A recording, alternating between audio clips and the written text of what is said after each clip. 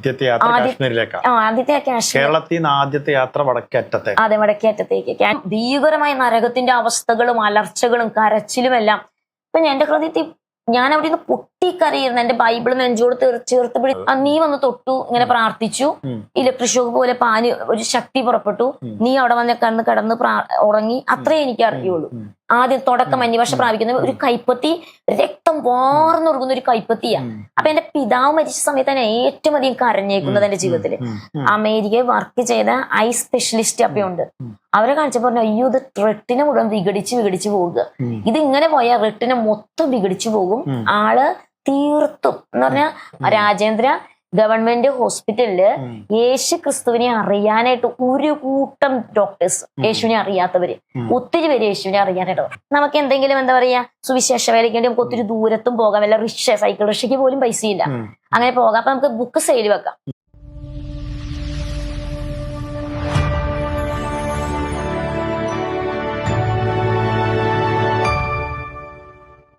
കാശ്മീരിലേക്ക്. അപ്പൊ ഞാനിങ്ങനെ ട്രെയിനിരുന്ന ഹിമസാഗറിലെ പോകുന്നത്. അപ്പൊ ഒരു ഒറ്റ തൃശ്ശൂരിന്ന് കാശ്മീരിലേക്ക് ഒരു യാത്ര, ജമ്മു ഇറങ്ങി പിന്നെ ജമ്മുന്ന് ബസ് കയറിയ പോകുന്നത്. അപ്പൊ ഞാൻ പുറത്തേക്ക് നോക്കി എന്റെ ഹൃദയത്തിൽ ഭയങ്കര ആനന്ദമാണ്. കാരണം ഞാൻ എന്റെ സ്വപ്നമെല്ലാം പൂർത്തീകരിക്കപ്പെടും. ഞാൻ കാണുക, എന്താ പറയാ. പിന്നെ ഞാൻ ഇരിക്കുന്ന ട്രെയിനിലെ ആൾക്കാർ ഹിന്ദി പറയുന്നു, ഒന്നും മനസ്സിലാകുന്നില്ല. അപ്പൊ എന്റെ ഹൃദയത്തിൽ ഭയങ്കര ആഗ്രഹം. അത് കേൾക്കുമ്പോൾ എനിക്ക് ഭയങ്കര സന്തോഷം. ഓക്കെ, ഞാനും ഹിന്ദി പറയും. അപ്പൊ ഞാൻ എന്താ പറയാ പ്രീ ഡിഗ്രിയിൽ 2 വർഷം ഇംഗ്ലീഷാണ് പഠിച്ചത്. അതുകൊണ്ട് ഇംഗ്ലീഷ് മനസ്സിൽ നമ്മൾ അത്ര ഫ്ലുവന്റ് ഒന്നും അല്ല, കുറച്ചൊക്കെ പറയുള്ളൂ. അപ്പം 10ാം ക്ലാസ് വരെ മലയാളം മീഡിയം. അപ്പം ഹിന്ദി എനിക്ക് മനസ്സിലൊന്നും ആകില്ല. പക്ഷെ ഞാൻ എപ്പോഴും ഞാൻ ഉറങ്ങാതെ ശ്രദ്ധിക്കും. ഇവര് പറയുന്നതൊക്കെ ഒന്നും മനസ്സിലാകില്ലെങ്കിലും എന്റെ ആഗ്രഹം ഞാനിങ്ങനെ ഹിന്ദി കേൾക്കണം. ഇപ്പൊ ഇവരെന്തൊക്കെയാണ് പറയുന്നത്, പക്ഷെ ഞാൻ നോക്കും ഇത് പഠിച്ചിട്ട് വേണമല്ലോ ഹിന്ദിയിൽ പറയാൻ. അങ്ങനെ കാശ്മീർ ചെന്ന് അവിടെ ഇരിക്കുമ്പോഴാണ് ഒത്തിരി മിഷനറിമാരുണ്ട് അവിടെ. അപ്പൊ ഞങ്ങൾ താമസിക്കുന്നത് എന്താ പറയാ ജിബ് എന്ന് പറയുന്ന ഒരു സ്ഥലത്താ കാശ്മീരില്. അപ്പൊ അവിടെ ഒത്തിരി മിഷനറിമാരുണ്ട്. അപ്പൊ അവര് പറയാ പരിശുദ്ധാത്മാവിശ്യം പ്രാപിക്കാനായിട്ട് അവര് ഉപവസിക്കാൻ പോകും അവരെല്ലാവരും. അപ്പം അപ്പോഴേ ഞാൻ പരിശുദ്ധാത്മാവിനെ പ്രാപിക്കാൻ നമ്മൾ ഉപവസിക്കണം. അപ്പം പരിശുദ്ധാത്മാവ് യേശുക്രിസ്തുവിനെ രക്ഷിതാവും കർത്താവിനെ നമ്മൾ സ്വീകരിക്കുന്ന പരിശുദ്ധാത്മാവിലാ. പിന്നെ നമ്മൾ പരിശുദ്ധാത്മാവിന്റെ പ്രേരണയിൽ നമ്മൾ സ്നാനപ്പെടുന്നത്, പാപജീവിതം വിട്ട് ജീവിക്കുന്നത്, ഇതൊക്കെ എനിക്കറിയാം. പരിശുദ്ധാത്മാവിന്റെ പ്രേരണയിലെ ദൈവവചനം വായിക്കുന്നതും മനസ്സിലാക്കുന്നതും എല്ലാം. പക്ഷെ ഒരു നിറവിനെ കുറിച്ചൊന്നും അത്ര എനിക്ക് അറിവില്ല. ഈവൻ ഞാൻ എന്റെ എന്താ പറയാ ഗ്രാൻഡ് ഫാദറിനെ കുറിച്ചൊക്കെ കേട്ടിട്ടുണ്ട്. 40 ദിവസ ദിനരാത്രങ്ങൾ ഉപവസിക്കുകയും പ്രാർത്ഥിക്കുകയും ചെയ്യുമ്പോൾ വീടെല്ലാം തീ കത്തിപ്പടരുന്ന അവസ്ഥ, അയൽവക്കക്കാരെല്ലാം വെള്ളമായി ഓടി വരുന്നു, ഇതൊക്കെ ഞാൻ കേട്ടിട്ടുണ്ടെങ്കിലും എന്താ ഈ നിറവെന്നൊന്നും എനിക്കറിയില്ല. നമ്മൾ കേട്ട ഇതാണല്ലോ. അപ്പം ഇങ്ങനെ അവിടെ അവർ പറയാ നിറവില്ലെങ്കിൽ നമുക്ക് ഇവിടെ പ്രവർത്തിക്കാൻ പറ്റില്ല. അപ്പം കുറച്ച് ദിവസങ്ങൾ ഞങ്ങൾ പ്രവർത്തിക്കാൻ പോയപ്പോൾ നമുക്കൊരു ഫലം കാണുന്നില്ല. അവിടെ ആർക്ക് യേശുവിനെ കുറിച്ച് അറിയുന്നില്ല. രാവിലെ ഞങ്ങൾ പോകുന്നു, അതുപോലെ രാത്രി ആകാറുമ്പോൾ തിരിച്ചു വരുന്നു, പക്ഷെ ഒരു ഫലമില്ല. നമ്മൾ വെറും കൈയായി പോകുന്നു, വെറും കൈയായി മടങ്ങി വരുന്നു. അപ്പോഴെനിക്ക് മനസ്സിലായത് പരിശുദ്ധാത്മാഭിഷേകം ഭയങ്കര ഇമ്പോർട്ടൻസ് നമ്മുടെ ലൈഫിൽ. അങ്ങനെ ഞാനും ഉപവസിക്കാൻ തുടങ്ങി അവരെ കൂടി. അങ്ങനെ 3 ദിവസത്തെ ഉപവാസ. 3ാം ദിവസത്തേക്ക് എല്ലാവരും പരിശുദ്ധാത്മാവിൽ നിറഞ്ഞു, അന്യ ഭാഷയെ ആരാധിച്ചു. ഞാൻ ഒരാൾ മാത്രം പരിശുദ്ധാത്മാശമില്ല. ഞാൻ ദൈവത്തോട് കർത്താവേ എനിക്ക് പരിശുദ്ധാത്മാശം വേണം.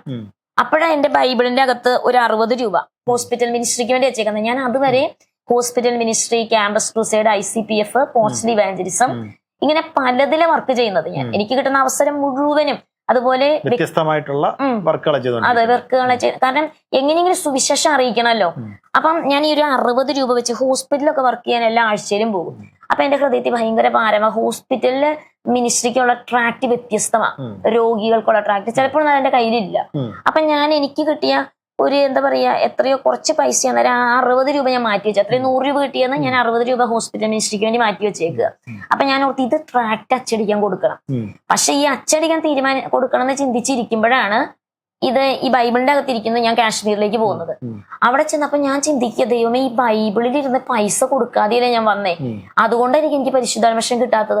ഞാൻ ദൈവത്തോട് ചോദിച്ചിട്ട് എനിക്ക് വ്യക്തിപര എന്താ പറയാ എന്റെ പാപങ്ങൾ വെളിപ്പെടുത്തപ്പോ ഇതല്ലാതെ എനിക്ക് ഒന്നുമില്ല. ഞാൻ ദൈവത്തോട് കർത്താവ് എന്നോട് ക്ഷമിക്കണം, ഞാൻ ഈ പൈസ തൊട്ടിട്ടില്ല, ഈ പൈസ ഞാൻ ഹോസ്പിറ്റൽ മിനിസ്ട്രിക്ക് വേണ്ടി കൊടുത്തേക്കാം, പക്ഷെ എനിക്ക് പരിശുദ്ധാത്മാശം പ്രാപിക്കണം. ഞാൻ പക്ഷെ മുട്ടുമടക്കിയിരുന്ന ഹല്ലേലിയ പറഞ്ഞ ആരുമില്ല മുറിയിൽ, ഞാൻ തന്നെ. എല്ലാവരും ഉപവാസം കഴിഞ്ഞ് കഴിക്കാനൊക്കെ പോയി. 4ാം ദിവസം ഞാൻ ഇരിക്കുന്നു. ഞാൻ ഹല്ലേലൂയ പറഞ്ഞ ദൈവത്തെ സ്തുതിച്ചുകൊണ്ടിരിക്കുമ്പോഴേ പിന്നെ എനിക്കറിയില്ല, പരിസരം മറന്ന് ഞാൻ ഗ്രേറ്റ് ഈസ് ദൈ ഫെയ്ത്ത്ഫുൾനെസ് എന്നുള്ള ഇംഗ്ലീഷ് പാട്ട് അനവിധ ഭാഷകളിൽ പാടി ആരാധിക്കാൻ തുടങ്ങി. അനവിധ ഭാഷ, ചൈനീസ്, അറബി, പല ഭാഷകൾ. എന്റെ ഈ പാട്ട് കേട്ടിട്ട് മിഷണറിമാരെല്ലാവരും ഓടിക്കൂടാൻ തുടങ്ങി. എല്ലാവരും എന്ന് പറഞ്ഞാൽ ഞാൻ മുട്ടുമേന്ന്. പക്ഷെ ഞാൻ എന്താ പറയാ, ദൈവ തേജസ്സിലാണ് ഞാൻ നിൽക്കുന്നത്. എന്ന് പറഞ്ഞാൽ എന്റെ ചുറ്റും ഭയങ്കര പ്രകാശത്തിലാണ് ഞാനിരുന്ന് ആരാധിക്കുന്നത്. വലിയ ദൈവ സാന്നിധ്യത്തിൽ ഞാനിരുന്ന് ആരാധിക്കുന്നു. അത് കഴിഞ്ഞ് ഞാൻ അന്നേരം ഈ ആരാധിച്ചുകൊണ്ടിരിക്കുമ്പോൾ ഞാൻ പറയാ, കർത്താവേ, നീ എന്നെ ലോക രാജ്യങ്ങളിലേക്ക് വിടാൻ ആഗ്രഹിക്കുന്നുവെങ്കിൽ എനിക്ക് പല ഭാഷാവരം തരണം. അപ്പത്തേക്ക് ഞാൻ ഇംഗ്ലീഷിൽ പ്രസംഗിക്കാൻ തുടങ്ങി. ഇംഗ്ലീഷ് അറിയില്ല എനിക്ക്. ഇംഗ്ലീഷ് അപ്പത്തെ എന്റെ കസിൻ വന്നത് ട്രാൻസ്ലേറ്റ് ചെയ്തു. 1 മണിക്കൂർ ഇംഗ്ലീഷിൽ ഞാൻ എന്റെ ഇംഗ്ലീഷ് ഭാഷ മാറി. ഇംഗ്ലീഷ് ലാംഗ്വേജ് അപ്പോഴാണ് കിട്ടുന്നത് എനിക്ക്. അങ്ങനെ ഇംഗ്ലീഷിൽ പ്രസംഗിച്ചു. പിന്നെ ഞാൻ അനേകം മണിക്കൂർ എനിക്ക് എഴുന്നേക്കണ്ട അവിടെ നിന്ന്. ഞാന് പൊട്ടി ആദ്യം ഞാൻ എന്താ പറയാ, ഈ പരിശുദ്ധാംശം പ്രാപിക്കുന്ന സമയം എന്ന് പറഞ്ഞിട്ടുണ്ടെങ്കിൽ ഇത് പ്രാപിക്കുന്നതിന് മുമ്പ് ഇങ്ങനെ ആരാധിച്ചുകൊണ്ടിരിക്കുമ്പോ ഞാനൊരു എന്താ പറയാ, ഒരു കൈപ്പത്തി കാണുന്നത്. ആദ്യം തുടക്കം അന്യഭാഷ പ്രാപിക്കുന്ന ഒരു കൈപ്പത്തി, രക്തം വാർന്നൊഴുകുന്ന ഒരു കൈപ്പത്തിയാ. അപ്പൊ എന്റെ പിതാവ് മരിച്ച സമയത്താണ് ഏറ്റവും അധികം കരഞ്ഞേക്കുന്നത് എന്റെ ജീവിതത്തില്. പക്ഷെ ഞാന് ഒരിക്കലും ഒരു മനുഷ്യനെ ആഴമായി സ്നേഹിച്ചിട്ട് വേർപിരിയുമ്പോ കരയുന്ന ഒരു കരച്ചിലല്ല. എന്റെ അകത്തുനിന്ന് ഞാൻ കരഞ്ഞതെന്ന് പറഞ്ഞിട്ടുണ്ടെങ്കിൽ, ഞാൻ എന്താ പറയാ, എനിക്കറിയില്ല ഞാൻ എങ്ങനെയാ കരഞ്ഞേന്ന്. ഞാൻ ദൈവസന്നിധിയില് വളരെ തകർന്ന ആ ദിവസം അന്ന് കരഞ്ഞു. എന്താ, ഞാൻ കൈപ്പത്തി കണ്ട്. കാരണം ഞാൻ ക്രൂശിലെ യേശുവിന്റെ ആ വേദന എന്നെ അനുഭവിച്ച് ഞാൻ കരയുക. ഞാനങ്ങ് ആ രക്തം വാർന്നൊഴുക എന്റെ കൺമുമ്പില്, ആ ആണിപ്പാടുള്ള കയ്യും ആ രക്തം വാർന്നൊഴുകുന്നതും. ഞാൻ പറഞ്ഞു, കർത്താവെ, നീ എനിക്ക് വേണ്ടി സഹിച്ചത്. ആ കൈപ്പത്തി എന്റെ മുമ്പിൽ ഇങ്ങനെ നിൽക്കുക. ഞാൻ അങ്ങനെ ദൈവത്തെ സ്തുതിച്ചുകൊണ്ടിരിക്കുമ്പോഴാണ് ഈ അന്യഭാഷകൾ വരുന്നത്. അതിൽ ഞാൻ പറഞ്ഞു, എനിക്ക് പലവിധ ഭാഷ വരാം. കർത്താവെ, നീ എന്നെ ഭാരതത്തിൽ മാത്രമാണ് ഉപയോഗിക്കാൻ ആഗ്രഹിക്കുന്നത്, ഈ വടക്കേന്ത്യ മാത്രം. നീ എന്നെ വിവിധ രാജ്യങ്ങളിൽ ഉപയോഗിക്കാൻ ആഗ്രഹിക്കുന്ന എനിക്ക് അനവിധ ഭാഷ വരം വേണം. അങ്ങനെ ഗ്രേറ്റ് ഈസ് ദൈ ഫെയ്ത്ത്ഫുൾനെസ് എന്നുള്ള പാട്ടാണ്. 16 വയസ്സേ ഉള്ളൂ. അപ്പൊ 16 വയസ്സ്. 16 വയസ്സേ ഉള്ളൂ. 16ാമത്തെ വയസ്സിനകത്ത് നമ്മളിങ്ങനെ ആ ഏറ്റുപറച്ചിലോടുകൂടി കാത്തിരുന്ന് കഴിഞ്ഞ ഉടനെ ദൈവം അഭിഷേകത്തിൽ അങ്ങ് നിറഞ്ഞു. പിന്നെ നിറയ്ക്കാതെ നമ്മൾ വ്യത്യസ്തമായ ഭാഷകളിലെ ആരാധിച്ചു മണിക്കൂറുകൾ. എന്ന് പറഞ്ഞാൽ അവിടെ ഇരുന്ന മിഷണറിമാരെല്ലാം അവിടെ വന്നിരുന്നു, എല്ലാവരും. കാരണം എനിക്ക് എഴുന്നേറ്റ് പോകാൻ പറ്റില്ല. കരഞ്ഞുകൊണ്ടിരുന്ന ഞാൻ പുഞ്ചിരിക്കാൻ തുടങ്ങി. എനിക്ക് എന്റെ പുഞ്ചിരി അടക്കാൻ പറ്റുന്നില്ല. എന്ന് പറഞ്ഞാൽ എന്റെ അകത്തുള്ള ആനന്ദം എനിക്ക് അടക്കാൻ പറ്റുന്നില്ല. ഞാനിങ്ങനെ ഇപ്പോഴും എനിക്കങ്ങനെ എന്താ പറയാ, പുഞ്ചിരിച്ചുകൊണ്ടിരിക്കണം. ആ ദൈവ സാന്നിധ്യം. എനിക്ക് ആരോടും മിണ്ടണ്ട. പുറത്ത് എന്താ പറയാ, ആരോടും എനിക്ക് യേശുവായിട്ട് മിണ്ടിയാ മതി. അങ്ങനെ അത് കഴിഞ്ഞ് ഞാൻ എന്താ പറയാ, എന്റെ പ്രാർത്ഥനാ ജീവിതം മാറി. അതുവരെ എന്റെ ജീവിതത്തിലുണ്ടായിരുന്ന പ്രാർത്ഥനാ ജീവിതം, ദൈവസന്നിധി കരയുന്നു, പ്രാർത്ഥിക്കുന്നു, ചില മണിക്കൂർ പ്രാർത്ഥിക്കുന്നു. പക്ഷെ അന്ന് മുതൽ എന്റെ ഉപവാസം എന്താ പറയാ 4 ദിവസം തീർന്നു. അത് കഴിഞ്ഞ് ഞാൻ അങ്ങനെ അധികം ആരോടൊന്നും ഒത്തിരി മിണ്ടുന്ന സ്വഭാവമില്ല എനിക്ക്.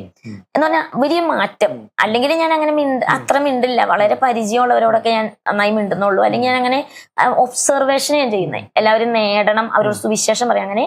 അപ്പൊ അതിനുശേഷം എന്റെ പ്രാർത്ഥന ജീവിതം മാറി. മണിക്കൂറുകൾ ഞാൻ പ്രാർത്ഥിക്കാൻ തുടങ്ങി. എല്ലാവരും കിടന്നുറങ്ങിയാലും ഞാൻ ഉറങ്ങില്ല. ഞാൻ ഒച്ചയ്ക്കൊന്നുമല്ല, ഞാൻ എല്ലാവരും ഉറങ്ങും. ഒരു ഹോളിലാണ് ഞങ്ങള് മിഷനറിമാരെല്ലാം കിടക്കുന്നത്. അപ്പൊ അവിടെ ഒരു തളർന്നൊരു ചേച്ചി കിടപ്പുണ്ട്.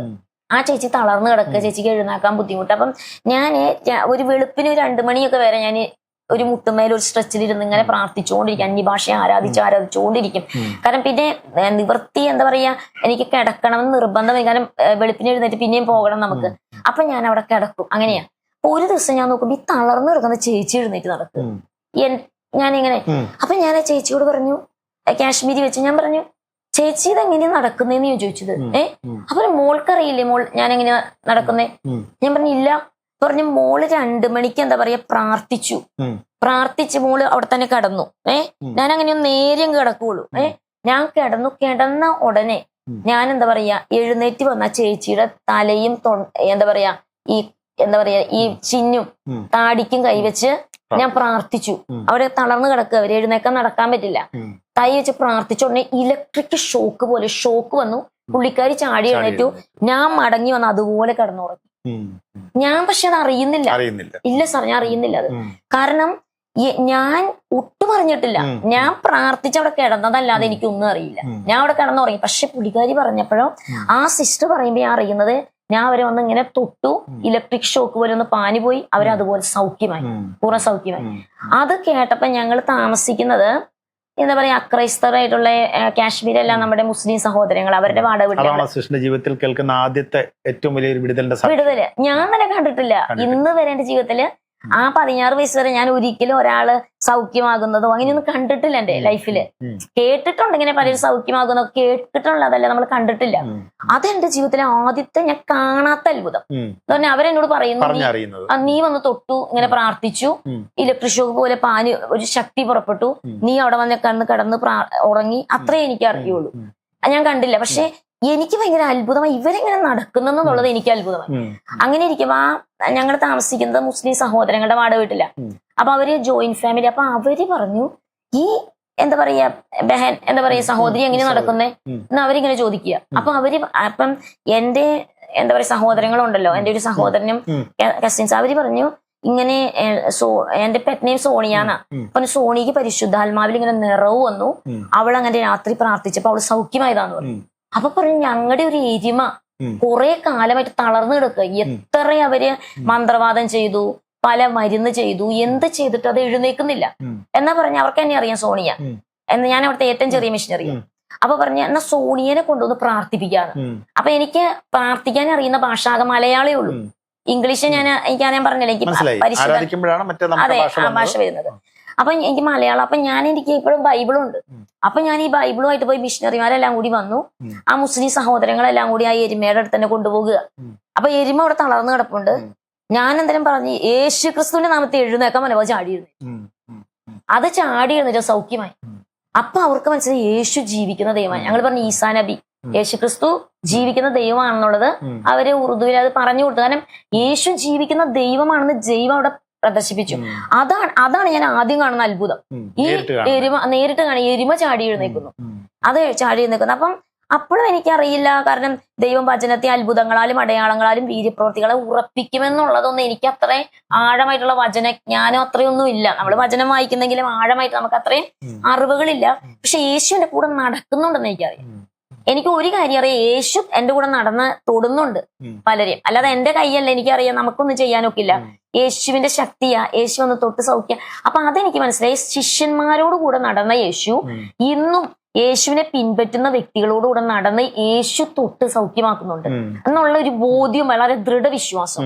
അപ്പൊ അതെന്റെ പ്രാർത്ഥനാ ജീവിതത്തെ വീണ്ടും ദൃഢപ്പെടുത്തി, ശക്തമാക്കി. അപ്പൊ എനിക്ക് പ്രാർത്ഥിക്കാം, എപ്പോഴും എനിക്ക് പ്രാർത്ഥിക്കണം. ഞാൻ നടക്കുമ്പോഴാണ് ഞാൻ പ്രാർത്ഥിക്കും. അത് ഞാൻ അധികം ആരോടും മിണ്ടില്ല. എപ്പോഴും ഇങ്ങനെ പ്രാർത്ഥനയില ഞാൻ അന്യഭാഷയിൽ എപ്പോഴും ഇങ്ങനെ ആരാധിച്ചുകൊണ്ട് നടക്കും. അത്യാവശ്യം ഉണ്ടെങ്കിൽ മിണ്ടിയാൽ മതി, അല്ലെങ്കിൽ ഞാൻ പിന്നെ സമയം ഉണ്ടെങ്കിൽ മുട്ടുമേലെ ഇരിക്കുള്ളൂ ഞാൻ. കാരണം ഞാൻ മുട്ടുമേലിരുന്നപ്പോഴാണ് യേശു ക്രിസ്തുവിനെ എനിക്ക് സ്വന്തം രക്ഷിതാകർത്തായി സ്വീകരിക്കാൻ ഇടയായതും സ്വർഗീയ ദർശനം കണ്ടതും പരിശുദ്ധാനശം പ്രാപിച്ചതും. ഈ മുട്ടുമേലിരിക്കുന്നത് ഞാൻ വചനത്തിൽ വായിച്ചു. മുട്ടുമേലിരിക്കുമ്പോഴാണ് ദൈവം പ്രവർത്തിക്കുന്നത് ശരിക്കും. കാരണം എന്താ പറയാ, യഥാർത്ഥമായി നമ്മുടെ പ്രാർത്ഥനാ ജീവിതം മുട്ടിന്മേലായിരിക്കണം. അല്ലാതെ നമ്മൾ എന്താ പറയാ മുട്ടുമേലല്ലാത്ത പ്രാർത്ഥനയല്ല ദൈവം ആഗ്രഹിക്കുന്നുള്ളതും ഞാൻ പോകുന്നിടത്തെല്ലാം എല്ലാവരോടും പറയും മുട്ടുമേലിരുന്ന് തന്നെ പ്രാർത്ഥിക്കണം. അങ്ങനെ എന്താ പറയാ എന്റെ ജീവിതത്തില് അതൊരു ബ്രേക്ക് ത്രൂ എന്ന് പറയാം. അതൊരു ബ്രേക്ക് ത്രൂ ആയി. കാരണം എനിക്ക് മനസ്സിലായി എന്റെ കൂടെ യേശു ഉണ്ട്. യേശു അത്ഭുതങ്ങളാലും അടയാളങ്ങളാലും അവിടെ നിന്ന് പിന്നെ മുന്നോട്ട് പോകുന്നെന്ന് പറഞ്ഞിട്ടുണ്ടെങ്കിൽ പിന്നെ ഞാൻ പലർക്ക് വേണ്ടി പ്രാർത്ഥിക്കാൻ തുടങ്ങി. പിന്നെ ഞാൻ കാശ്മീരിൽ നിന്ന് 8 മാസം കഴിഞ്ഞപ്പോഴും അപ്പം മറ്റൊരു അത്ഭുതം എന്ന് പറഞ്ഞിട്ടുണ്ടെങ്കിൽ എന്റെ ബ്രദർ, രണ്ടാമതൊരു ബ്രദർ ഉണ്ട് എനിക്ക്, 2 ബ്രദേഴ്സ്. അപ്പൊ ഒരു ബ്രദർ ഇവിടെ ഉണ്ട് കാശ്മീരില്. ഞാൻ കുറച്ചു നാളത്തേക്ക് പോയത് അവിടെ 8 മാസമായി നിന്ന്. 8 മാസമായി. കാരണം അപ്പം എന്താ പറയാ എന്നെ നേഴ്സിങ്ങിന് പഠിപ്പിക്കണം എന്നാ അവർ ഉദ്ദേശിക്കുന്നത്, അവരാഗ്രഹിക്കുന്ന വീട്ടിലുള്ളവര്. അപ്പൊ അങ്ങനെ ആഗ്രഹം ഉള്ളത് കൊണ്ട് പിന്നെ ഗ്യാപ്പ് ഉണ്ടല്ലോ. ഇങ്ങനെ നിന്നിട്ട് 8 മാസം ആയപ്പോ എന്റെ രണ്ടാമത്തെ ബ്രദർ വിളിച്ചു പറയാ, പ്രീ ഡിഗ്രി നീ ഫെയിലായി, ഇനി വന്ന് ഫ്രീ ഡിഗ്രി എഴുതാനായിട്ട് എനിക്ക് ഫോൺ വന്നു. അപ്പൊ ഈ ആങ്ങളെയുമായിട്ട് ഞാൻ എന്റെ രണ്ടാമത്തെ ആങ്ങളെയായിട്ട് പോകുക. അപ്പൊ പറയാ, അപ്പൊ ഞാൻ ദൈവത്തോട് പറയാ, ഞാൻ ഒരിക്കലും ഫെയിൽ ആകില്ലല്ലോ, എല്ലാ ക്ലാസ്സിലും പാസ്സായതാ. അപ്പൊ എന്റെ പിതാവ് മരിച്ച ആ ഒരു സമയം കഴിഞ്ഞ സമയത്തൊക്കെയാണ് ഞാൻ പ്രീ ഡിഗ്രിക്ക് വരുന്നത്, ഫസ്റ്റ് ഇയർ. അപ്പൊ ഞാൻ ഫസ്റ്റ് ഇയർ പഠിച്ചില്ല, എഴുതി സ്കൂളിൽ പോയില്ല. എപ്പോഴും കരഞ്ഞോണ്ട് ഇങ്ങനെ ഇരിക്കും, വീട്ടിൽ എപ്പോഴും കരഞ്ഞും ഇങ്ങനെ ഞാൻ പറഞ്ഞില്ല ബൈബിളും വായിച്ച അങ്ങനെ മാറിയിരിക്കുന്ന സ്വഭാവം. അങ്ങനെ ഈ പ്രീ ഡിഗ്രി ഫസ്റ്റ് ഇയറും സെക്കൻഡ് ഇയറും ഒരുമിച്ച് ഒരു വർഷം എഴുതുന്നത്. അപ്പൊ അതുകൊണ്ട് എല്ലാവരും അതേ ഫെയിൽ ആകുള്ളൂ. അപ്പൊ റിസൾട്ട് വന്നപ്പോ എന്റെ ആങ്ങള് പറഞ്ഞു റിസൾട്ട് നോക്കി ഫെയിലാ. എന്നിട്ട് എന്നെ ഒത്തിരി വഴക്ക് പറയുന്നുണ്ട്. ഒന്നാമത് എന്താ പറയാ ഭവനത്തിന് എന്താ പറയാ ഒരു വലിയ എന്താ പറയാ ഭാരമല്ലേ, അത് ബാധ്യതയല്ലേ, കാരണം ഒരാൾ ഫെയിൽ ആകുന്നൊക്കെ പറയുമ്പോ. അപ്പൊ ഞാൻ വീട്ടിലെത്തി, 5-ാം ദിവസം വീട്ടിലെത്തുക തിരിച്ച് ആങ്ങളെയായിട്ട്. ഞാൻ വീണ്ടും മുട്ടുമേലിരിക്കുകയാണല്ലോ. മുട്ടുമേലിരിക്കുമ്പോ ഞാൻ എന്റെ മൂത്ത ആങ്ങളെ അവിടെ ഒരു മുറിയില്, രണ്ടാമത്തെ ആള് ഇവിടെ മുറി, ഞാനൊരു ഹോളില് വരാന്ത ഹോളുണ്ട്, അതിനകത്ത് ഞാൻ എപ്പോഴും കിടക്കുന്നത് മുട്ടുമേലിൽ. അപ്പൊ ഞാൻ മുട്ടുന്നിരുന്ന് ഇങ്ങനെ പ്രാർത്ഥിച്ചുകൊണ്ട് ഈ കർത്താവെ ഞാൻ ഫെയിലായല്ലോ. പക്ഷെ സ്തോത്രം, കാരണം ദൈവവചനം പറയുന്നു 1 തെസ്സലോനിയർ 5:16-17-18 എന്റെ ഫേവറേറ്റ് വാക്യമാ. എപ്പോഴും സന്തോഷിപ്പിൻ, എല്ലാത്തിനും എന്താ പറയുക നിരന്തരം പ്രാർത്ഥിപ്പിൻ, എല്ലാറ്റിനും കർത്താവിന് സ്തോത്രം ചെയ്യുവിൻ. അത് ദൈവത്തിന്റെ ഹിതമാണ് നമ്മുടെ ജീവിതത്തില്. അപ്പൊ ഞാനിങ്ങനെ പറയുക, കണ്ണുനീരൊഴുകുക, പക്ഷെ ഞാൻ പറയാം ദൈവമേ സ്തോത്രം, കാരണം ഇത് ദൈവഹിതമാണല്ലോ ഞാൻ ഫെയിലായത്, ഇതിനായും സ്തോത്രം എന്ന് പറഞ്ഞ് ഞാൻ ദൈവത്തിന് സ്തോത്രം പറഞ്ഞുകൊണ്ടിരിക്കുക. കാരണം എന്നിട്ട് ഞാൻ പറയാം കർത്താവ് ഞാൻ സന്തോഷിക്കുന്നു, കാരണം ദൈവവചനമാണല്ലോ കർത്താവ് സന്തോഷിക്കാൻ. ഈ ഫെയിലായതിന് ഞാൻ സ്തോത്രം. പെട്ടെന്ന് എന്റെ മുമ്പിൽ യേശു പ്രത്യക്ഷനാകുക, ദർശനം. യേശു എന്നോട് പറയുക, നീ ജയിച്ചെന്ന് നീ എന്ന് പറഞ്ഞില്ല, സോണിയ ജയിച്ചെന്ന് വിശ്വസിക്കുന്നുവെങ്കിൽ ഉച്ചത്തി 3 പ്രാവശ്യം ഹല്ലേലൂയ പറയാൻ പറയുന്നു. ഞാൻ മുട്ടുമേത് ദർശനം കാണുന്നു. എന്റെ വോളിയം നല്ല വോളിയമാ സാധാരണഗതിയില്. ഞാൻ ഉച്ചത്തില് ഹല്ലേലൂയാന്ന് ഉച്ചത്തി പറഞ്ഞു. ഉച്ചത്തി പറയലും എന്റെ ബ്രദർ, അപ്പുറത്തെ മുറി കിടക്കുന്ന ബ്രദർ പറഞ്ഞു, രാത്രി അർദ്ധരാത്രി കഴിഞ്ഞിട്ട് ഉറക്കമൊന്നുമില്ല, കിടന്ന് ഉറങ്ങാൻ പറഞ്ഞു എന്നോട്. അപ്പൊ ഞാൻ ഓർത്തു, അയ്യോ അവരെ ഉറങ്ങുന്നത് ഞാൻ ഓർക്കുന്നില്ല, ഞാൻ അത്യുച്ചത്തില ഹല്ലേലൂയ പറയുന്നേ, കാരണം ഞാൻ ദൈവശബ്ദം കേൾക്കുക. അപ്പൊ ഞാൻ സ്ലോ ആയിട്ട് ഹല്ലേലൂയ ഹല്ലേലൂയ നിങ്ങൾ സ്ലോ പറഞ്ഞില്ല. അപ്പൊ ഞാൻ പറഞ്ഞു, കർത്താവ് പറഞ്ഞു നീ പാസ്സായിട്ടുണ്ട്, വിശ്വസിച്ചാ മതി. അടുത്ത ദിവസം എന്റെ ബ്രദർ എന്നെ കോഴിക്കോട് യൂണിവേഴ്സിറ്റി, കാലിക്കറ്റ് യൂണിവേഴ്സിറ്റി എന്റെ, അപ്പൊ തൃശ്ശൂരിൽ നിന്ന് ഞങ്ങള് കണ്ണാറേന്ന് കാലിക്കറ്റ് യൂണിവേഴ്സിറ്റി എന്റെ ബ്രദർ എന്നെ കൊണ്ടുപോകുക, മൂത്ത ബ്രദർ. അപ്പൊ ബ്രദർ എന്നെ വഴക്ക് പറയുന്നുണ്ട്, പാസ്സുമായില്ല, വേഗം നടക്ക്, ഇങ്ങനെയൊക്കെ പഠിച്ചാ പോരായിരുന്നല്ലോ എന്നുള്ള, കാരണം ഒരു മുതിർന്ന സഹോദരൻ എന്ന നിലയിൽ ഉപദേശിക്കുന്നേ. അപ്പൊ ഞാനിങ്ങനെ പറയുക ദൈവത്തോട്, കർത്താവ് ഞാൻ ഹല്ലേലൂയ പറഞ്ഞു, ഞാൻ പാസ്സായിട്ടുണ്ട്. അപ്പൊ കാലിക്കറ്റ് യൂണിവേഴ്സിറ്റിയിൽ എത്തിയപ്പോ അവര് പറഞ്ഞു, ബ്രദറിനോട് പറഞ്ഞ താഴെ നിന്നാ മതി, മുകളിൽ കയറി പോകണം, തന്നെ പോകണം, സ്റ്റുഡന്റാ പോകണ്ടേ. അപ്പൊ ഞാൻ തന്നെ മുകളിലേക്ക് കയറിപ്പോയപ്പോ അവിടെ ഒരു എന്താ പറയാ ഒരു മുറിയുണ്ട്. ആ മുറിയിൽ ഒരാൾ ഇരിപ്പുണ്ട്. അന്നേരം എന്തിനാ വന്നേന്ന് ചോദിച്ചു. ഞാൻ പറഞ്ഞു ഞാൻ എന്റെ ഇങ്ങനെ പ്രീ ഡിഗ്രി എഴുതി അതിന്റെ എന്താ പറയാ സർട്ടിഫിക്കറ്റ് എടുക്കാൻ വന്നേ. അപ്പൊ ആ വ്യക്തി പ്രായമുള്ളൊരു ഉദ്യോഗസ്ഥനാണ്, ഒത്തിരി എന്നെ വഴക്ക് പറഞ്ഞു. 8 മാസം കഴിഞ്ഞു റിസൾട്ട് വന്നിട്ട്, ഈ തോറ്റതെല്ലാം കൂടി ഇങ്ങനെ കയറി വരും.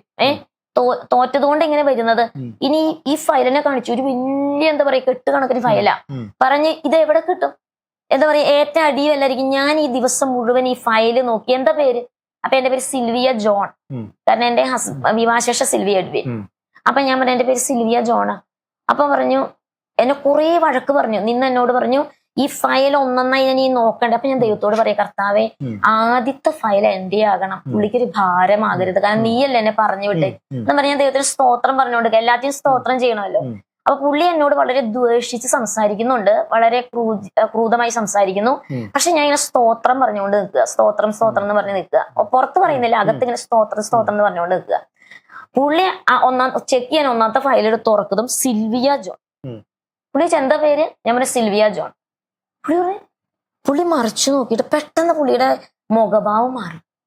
പുള്ളി പറഞ്ഞു, പുള്ളി എന്നെ ഇങ്ങനെ നോക്കുക, ഇത് നോക്കിയേ. പുള്ളി എന്നോട് പാസ്സായിട്ടുണ്ട്, നല്ല പാസ്സായി എന്നോട് പറഞ്ഞു. എന്താ വരാതിരുന്നേ? ഇതെങ്ങനെയും ഫയലിൽ ഇത് ഏറ്റവും മുകളിൽ വന്നത്? പുള്ളി എന്നോട് ചെയ്യും. അപ്പൊ ഞാൻ അവിടെ നിന്ന് പറഞ്ഞു, എന്റെ യേശു. അവിടെ ആ ഉദ്യോഗസ്ഥനെ യേശു ക്രിസ്തുവിനോട് ഞാൻ പറഞ്ഞു, യേശു ക്രിസ്തു ദൈവമുണ്ട്. ഇന്നലെയാ യേശു എന്നോട് ഇങ്ങനെ സംസാരിച്ചത്, നീ പാസ്സായി, നീ എന്താ പറയാ പാസ്സായി എന്ന് വിശ്വസിക്കുന്നുവെങ്കിൽ 3 പ്രാവശ്യം കൈയുയർത്തി ഹല്ലേലൂയ പറയാൻ എന്റെ യേശു എന്നോട് പറഞ്ഞു. ആ യേശു സാറിനെ സ്നേഹിക്കുന്നുണ്ട്. അങ്ങനെ അവിടുന്ന് സുവിശേഷം പറഞ്ഞു. ആ വ്യക്തി വളരെ കൗതുകത്തോടെ ഞാൻ പറയുന്ന മുഴുവൻ കേട്ടു നിന്നു. ആ ഫയലല്ലേ തന്നു, മോളെ നിന്നെ എന്താ പറയാ ഗോഡ് ബ്ലെസ് യു എന്ന് പറഞ്ഞിട്ട് എന്നെ പറഞ്ഞു വിട്ടു. താഴെ ഞാൻ ഇറങ്ങി വന്നപ്പോ എന്റെ ആങ്ങളെ ഒത്തിരി എന്നെ വഴക്ക് പറഞ്ഞു. ഫയല് വാങ്ങി മടക്കി ഫയല് വാങ്ങിയിട്ട് ആങ്ങളെ കൈ വെച്ചിട്ട് പറഞ്ഞു, വേഗം നടക്ക്, തോറ്റതും പോരാ, അവിടെ എന്തായിരുന്നു ഇത്ര സമയം, വേഗം നടക്കുന്നു പറഞ്ഞിങ്ങനെ പോകുക. കുറെ ദൂരം പോയി പറഞ്ഞു, അന്ന് നോക്കട്ടെ ഫയലേ. ആങ്ങളെ ഇങ്ങനെ കയ്യെ പിടിച്ചേക്ക ആങ്ങളയുടെ കയ്യിൽ. ആങ്ങള് പറഞ്ഞു ഏതിനൊക്കെ തോറ്റെന്ന് പറഞ്ഞ് നോക്കിയപ്പോ പാസ്സായിരിക്കുന്നു. ആങ്ങള് പറഞ്ഞു അയ്യോ പാസ്സായി. അപ്പൊ ആങ്ങളെ എനിക്ക് ഒത്തിരി ചോക്ലേറ്റും കുറെ സാധനങ്ങളുമായി. അതെ, നാളുകൾ ഇങ്ങനെ തോറ്റെന്ന് പറഞ്ഞ് വിശ്വസിച്ചിരുന്നിട്ട് പെട്ടെന്ന് ജയിച്ച റിസൾട്ട് കാണുമ്പോൾ ഭയങ്കരമായിട്ടൊരു അതെ. അപ്പൊ ഞാൻ പറയുന്നില്ല, ഞാൻ പാസ്സായി എന്നൊന്നും പറയുന്നില്ല, അങ്ങനെ സ്തോത്രം പറഞ്ഞുകൊണ്ടിരിക്കും യേശുവിന്. കാരണം എത്ര നന്ദി പറഞ്ഞാലും മതി വരില്ല. കാരണം ഞാൻ യേശുവിനല്ലേ നന്ദി പറയണ്ടേ. കാരണം യേശു എന്നോട് സംസാരിച്ചത് അതുപോലെ പൂർത്തീകരിക്കപ്പെട്ടു. അങ്ങനെ എന്റെ പ്രീ ഡിഗ്രി കഴിഞ്ഞ ഉടനെ എന്റെ പിതാവ് മരിക്കുന്നതിന് മുമ്പ് എന്റെ ഒരു എന്റെ പിതാവിന്റെ സെക്കൻഡ് കസിൻ ഉണ്ട് അമേരിക്കയിൽ. അപ്പം സെക്കൻഡ് കസിൻ പറഞ്ഞു, എന്താ പറയാ, എന്നെ എന്റെ ചേച്ചീനെയും നഴ്സിംഗ് പഠിപ്പിച്ച് അമേരിക്ക കൊണ്ടുപോകണം. അപ്പം നഴ്സിംഗ് ബെൽഗാമിലെ KLE സൊസൈറ്റിയില് ആ ആന്റിയുടെ ഹസ്ബൻഡിന്റെ അനിയൻ അവിടുത്തെ പ്രിൻസിപ്പള്. അപ്പൊ പറഞ്ഞു അവിടെ വിട്ടാൽ മതി, അപ്പൊ ആന്റി മൊത്തം എന്റെ ഫീസ് അടച്ചോളാന്ന് പറഞ്ഞു. അങ്ങനെ എന്റെ ഫാദറിനോട് പ്രോമിസ് ചെയ്തു. അങ്ങനെ ഫാദർ മരിച്ചു പോയല്ലോ. അപ്പൊ ഇത് കഴിഞ്ഞപ്പോ ഇവര് വീട്ടില് ചർച്ചയായി. അപ്പൊ എന്താ പറയാ, എന്നെ എന്നാ നഴ്സിംഗിന് വിടണം. അപ്പൊ എന്റെ ഹൃദയത്തിന് ഭയങ്കര ഭാരം. ദൈവമേ, ഞാൻ നഴ്സിംഗിനല്ല, എനിക്ക് യേശുവിന്റെ വേല ചെയ്യണമെന്ന് പറഞ്ഞ് ഞാൻ, പക്ഷെ എനിക്ക് പറയാൻ പറ്റില്ല, ഇളയാളല്ലേ, അപ്പൊ ഒന്നും പറയാനും പറ്റില്ല. അപ്പൊ ഞാൻ വളരെ ഭാരപ്പെട്ടു. ഞാൻ ദൈവത്തോട് കർത്താവ് എന്ത് ചെയ്യും? അപ്പോഴത്തെ നഴ്സിംഗിന്റെ അവര് ഫോൺ വിളിക്കുന്ന എല്ലാ കാര്യങ്ങളും ചെയ്യുന്നു. ആന്റി 1 വർഷത്തെ ഫീസ് മുഴുവൻ പേയും ചെയ്തു. അവിടെ പേ ചെയ്തു. ഇനി ഇന്റർവ്യൂവിന് പോകുക. ഇന്റർവ്യൂ ഒന്നും എനിക്കില്ല, കാരണം റിലേറ്റീവ് ആണല്ലോ പ്രിൻസിപ്പള്. അപ്പം പോയി ജോയിൻ ചെയ്താൽ മതി. അപ്പോഴേ 75% കാഴ്ചയില്ല എനിക്ക്. പക്ഷെ നഴ്സിംഗ് എന്നുള്ള ചിന്താഗതിയാണ് ഇതാരും ഇങ്ങനെ ചിന്തിക്കുന്നുമില്ല. നഴ്സിംഗിന് എന്നെ പോകാനായിട്ട് വിടുക. അങ്ങനെ അന്നൊരു ഞായറാഴ്ച ബുക്കിംഗ് ഒക്കെ കഴിഞ്ഞ് എന്റെ മൂത്ത ആങ്ങളായിട്ട് ഞാനായിട്ട് പോകുന്നത്. നഴ്സിംഗിന് പോകാനായിട്ട് ബെൽഗാമിലാണ് എനിക്ക് പോകേണ്ടത്. ബാംഗ്ലൂർ ഇറങ്ങി ബെൽഗാം ബസ്സിൽ കയറി പോകണം. ആ ഒരു ഞായറാഴ്ചയായിരുന്നു. അപ്പൊ ഞാൻ AG ചർച്ച്, കണ്ണാറ AG ചർച്ചിലേക്ക് പോകുക. ഞായറാഴ്ച 10 മണിക്ക് ചർച്ച്, അതിന് 5 മണിക്ക് വൈകിട്ടാണ് ട്രെയിൻ. അപ്പൊ ചർച്ചിൽ പോയി സാക്ഷ്യം പറയാനുള്ള അപ്പൊ എന്റെ ഹൃദയത്തിൽ ഭയങ്കര സങ്കടമുണ്ട്. കർത്താവെ, ഞാന് ഇനി എന്ത് ചെയ്യും എന്നുള്ള ചിന്താഗതിയുണ്ട്. പക്ഷെ മുതിർന്നവരെ അനുസരിക്കണം, തിരസ്കരിക്കാൻ പാടില്ല, അവരെ വാക്കുകൾക്ക് ഞാൻ വില കൊടുക്കണം. അതുകൊണ്ട് എന്റെ വാ തുറക്കുന്നില്ല. എല്ലാ കാര്യവും യേശുവിനോട് പറയുന്നുണ്ടെങ്കിലും വീട്ടിലാരോടൊന്നും പറയുന്നില്ല, യേശുവിനോടെല്ലാം പറയുന്നുണ്ട്. അങ്ങനെ ചർച്ചയിൽ ചെന്നു. അവിടെ നിന്ന് അങ്ങനെ മുട്ടുമേരുന്ന് ആരാധിച്ച് പ്രാർത്ഥിച്ചുകൊണ്ടിരിക്കുമ്പോ ഒരു പുതിയ വ്യക്തി അവിടെ വന്നു, ഒരു ചെറുപ്പക്കാരൻ. ആ ചെറുപ്പക്കാരൻ വന്ന് പാസ്റ്ററോട് ഒരു 10 മിനിറ്റ് തരണം എന്ന് പറഞ്ഞു. അപ്പൊ അതൊന്നൊക്കെ ഞങ്ങൾ കാണുന്നുണ്ട്, പുതിയ ചെറുപ്പക്കാരൻ വന്നിട്ടുണ്ട് അവിടെ. അപ്പൊ പാസ്റ്റർ അന്ന് AG ചർച്ചിൽ ഒരു ചാണ്ടി എന്ന് പറഞ്ഞ പാസ്റ്ററാ. ആ പാസ്റ്ററോട് പറഞ്ഞ് സമയം തരണം എന്ന് പറഞ്ഞ പാസ്റ്റർ സമയം കൊടുത്തു. സമയം കൊടുത്തു കഴിഞ്ഞു. ഒന്ന് ചാണ്ടി പാസ്റ്റർ ഉണ്ടായിരുന്നു ആ സമയത്ത്, പിന്നെ ഒന്ന് തോമസ് എബ്രഹാം, അവരൊക്കെ നിത്യത ചേർക്കപ്പെട്ടു. പിന്നെ ഒരു ജോൺസൺ പാസ്റ്റർ. ഇങ്ങനെ ഇത്രയും പേരെ എനിക്ക് AG ചർച്ചിൽ ആ സമയത്ത് ഞാൻ അറിയുന്നവര്. അപ്പം സമയം തരണമെന്ന് പറഞ്ഞാൽ സമയം കൊടുത്തപ്പം ആ ദിവസം പറഞ്ഞു, ഞാൻ എറണാകുളത്തുനിന്ന് വരുന്നേ, ഒരു ഡിഗ്രി സ്റ്റുഡന്റാ, പക്ഷെ ഇന്നും എനിക്ക് മുഖം വ്യക്തമല്ല, പേരറിയില്ല. ഇന്നും എനിക്ക് അന്ന് പേരും അറിയായിരിക്കാം മാസ്റ്റർ കൊടുത്തപ്പോ, പക്ഷെ എനിക്ക് ഓർമ്മയില്ല, മുഖം എനിക്ക് ഓർമ്മയില്ല. പക്ഷെ ഞാൻ ഡിഗ്രി സ്റ്റുഡന്റാ. ഞാൻ വെളുപ്പിന് 3 മണിക്ക് എന്നെ ദൈവം ഉണർത്തി. ഞാൻ പ്രാർത്ഥിച്ചുകൊണ്ടിരുന്നപ്പോ ദൈവം ഒരു ദർശനം നൽകി. ആ ദർശനത്തിലൂടെ ആ യവനക്കാരൻ പറയാ, ദൈവം എന്നോട് പറഞ്ഞു, തൃശ്ശൂർക്ക് നീ ബസ് കയറണം. വെളുപ്പിന് നീ തൃശ്ശൂർക്ക് ബസ് കയറി തൃശ്ശൂര് കണ്ണാറ AG ചർച്ച ഉണ്ട്, നീ അവിടെ പോകണം. അവിടെ ഒരു വ്യക്തി ഉപരിപഠനത്തിനായി ഇന്ന് പോകും.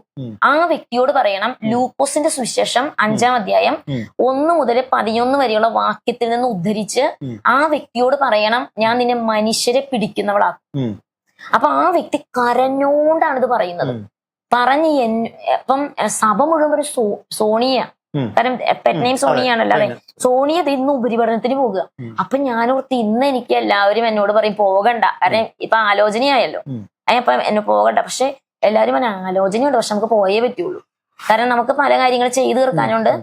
വളരെ എന്താ പറയാ, ഭൗതിക വിഷയങ്ങൾക്ക് വിഷയമുള്ളതുകൊണ്ട് നമുക്ക് പറ്റില്ല എന്ന് പറഞ്ഞാൽ അങ്ങനെ ഞങ്ങൾ വണ്ടി കയറാനായിട്ട് ട്രെയിനിൽ കയറുക. ഇതെല്ലാം അനുഭവങ്ങളൊക്കെ കേട്ടു, ദൈവം പറഞ്ഞതെല്ലാം കേട്ടു. അന്ന് 5 മണിക്ക് ട്രെയിൻ കയറി. ഞങ്ങളുടെ സീറ്റിലാണ് ഹാർഡ് ടിക്കറ്റാ. ഞാനും എന്റെ ആങ്ങളെ ഞങ്ങളുടെ സീറ്റിലേക്ക് പോയിരുന്നു. അപ്പൊ അവിടെ വേറെ 2 ചെറുപ്പക്കാർ വന്നിരുന്നു. അപ്പൊ അവരോട് പറഞ്ഞു, ഇത് ഞങ്ങളുടെ സീറ്റാന്ന് പറഞ്ഞപ്പോ അവര് പറഞ്ഞു ഞങ്ങളുടെ സീറ്റാ. ഈ ഹാർഡ് ടിക്കറ്റില് സെയിം ബെർത്ത്, സെയിം നമ്പർ, എല്ലാം സെയിം. അപ്പൊ TTനെ വിളിച്ചോണ്ട് വന്നു. TT പറഞ്ഞു അങ്ങനെ ഒരിക്കലും സംഭവിക്കില്ല. ഇതെങ്ങനെ സംഭവിച്ചു? അങ്ങനെ ആ രാത്രി ഞങ്ങൾ 4 പേരും കിടക്കാൻ പറ്റും, ആർക്കും കിടക്കാൻ പറ്റില്ല, എല്ലാവരുടെയും സീറ്റാ അത്, എല്ലാവരെയും സീറ്റാ, 4 പേരെയും സീറ്റാ. എങ്ങനെയാ കിടക്കുന്നത്? ഇങ്ങനെ രാത്രി മുഴുവൻ ഉറങ്ങാതെ ഞങ്ങൾ ബാംഗ്ലൂർ പോയി ഇറങ്ങി.